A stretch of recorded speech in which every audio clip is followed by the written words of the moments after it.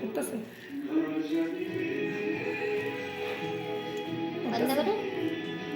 দাঁড়া এক সেকেন্ড তুই এখানে এখন সামনে সামনে সামনে না সামনে না আবার বুদ্ধি গেল ওগুলো হ্যাঁ অফ করে দিই।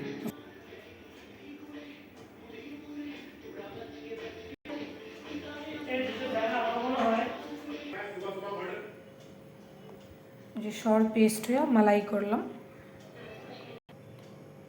এখন এটা আমাদের একটু জল দিতে হবে, জল দিয়ে ফেটিয়ে মানে ওই উপরের ক্রিমটা মালাইটা বের করতে হবে।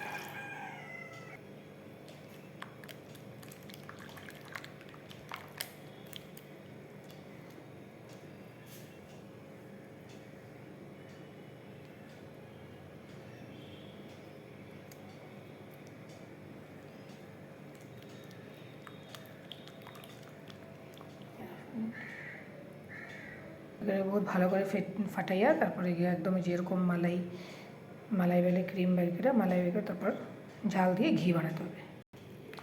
এরকম ফেটাতে মানে এরকম যে মালাই বাজাবো ওই মালাইগুলি তারপর উপর আলুর উপরে যেরকম আরও ভালো করে ফেটাতে হবে, যেরকম মালাই আসার পরে তারপর জাল দিয়ে তারপর ঘি মানে একটু ভালো করে এরকম করে মানে এসে করতে হবে। আমি এভাবেই বানাই, সিম্পল মানে ঘরোয়া আর কি, ঘরোয়া ঘি যেটারে বলে ওরকম করেই বানাই।